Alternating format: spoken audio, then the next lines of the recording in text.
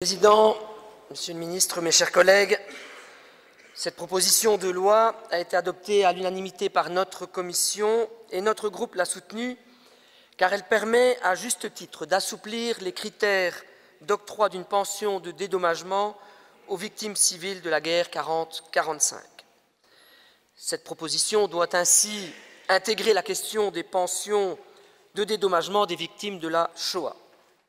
Cette proposition, comme on vient de le rappeler, a d'ailleurs reçu un avis positif du Conseil supérieur des invalides de guerre, anciens combattants et victimes de guerre.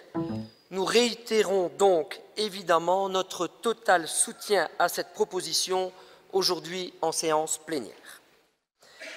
Cependant, vous ne m'empêcherez pas d'inscrire ce débat dans un contexte plus global, celui des victimes de guerre, de son budget, de l'évaporation souhaitée à terme par ce gouvernement NVA en tête, de l'implication du niveau fédéral en matière de travail de mémoire. Pour notre groupe, la défense nationale doit continuer de jouer un rôle important dans la transmission de la mémoire, le remboursement des soins médicaux dispensés aux victimes de guerre et l'action sociale. Et c'est en ce sens que j'ai largement critiqué la politique du gouvernement en la matière qui vise à voir la mémoire comme une matière touristique et ainsi pouvoir régionaliser l'histoire de l'État fédéral belge. En commission, je n'ai donc pas partagé les arguments du ministre et du général Claes. J'ai d'ailleurs voté contre la note de politique générale en matière de victimes de guerre. Ça me permettra d'y revenir la semaine prochaine. De ne pas y revenir la semaine prochaine. En effet, cette année, le ministre de la Défense a dévoilé un plan relatif au parastato de la Défense accepté en Conseil des ministres restreint. Et dans ce plan, le Musée royal de l'armée et de l'histoire militaire sera en quelque sorte régionalisé et privatisé à terme. Et l'Institut des vétérans, lui, disparaîtra complètement. D'ailleurs, dans sa note de politique générale 2017, le ministre a même décidé de recourir à la réserve interdépartementale pour financer sa caisse.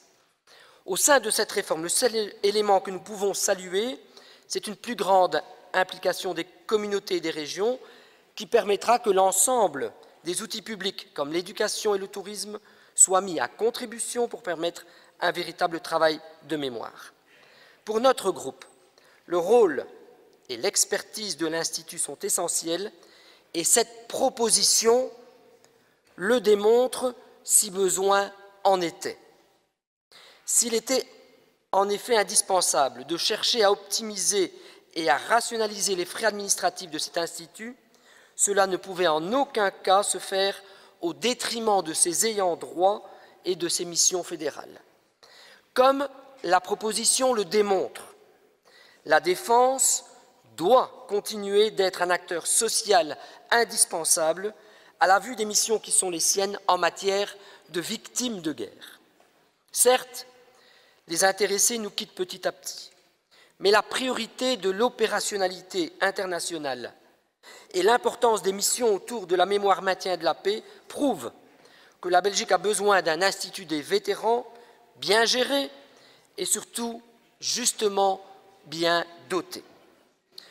Vous ne pourrez donc m'empêcher de relever une forme d'ironie dans le chef de mes collègues de la majorité, alors que la politique du gouvernement est de montrer l'inutilité de l'Institut des vétérans, et alors que le ministre a souligné lors des débats que dans l'état actuel de la législation, le ministre n'a pas la possibilité d'indemniser des non-belges qui ont été victimes de munitions datant des 2 guerres mondiales. Il faut rechercher d'autres façons d'indemniser les victimes, disait-il. Et surtout, sa note de politique générale pour les victimes de guerre en 2017 indique que le nombre de bénéficiaires diminuant d'année en année, les coûts budgétaires qui résultent de cette législation diminuent également. La marge budgétaire théorique ainsi créée ne peut cependant être un prétexte pour accorder des avantages matériels supplémentaires. Cette même majorité nous a soumis un texte ayant un certain impact budgétaire. Que comprendre sur le double discours de la majorité? Bien évidemment, mon désaccord sur la politique globale du gouvernement à la matière n'enlève rien, madame, à la portée importante de cette proposition et de sa justesse vis-à-vis de ses ayants droit, et c'est pourquoi nous la soutiendrons avec force et conviction aujourd'hui. Merci de votre attention.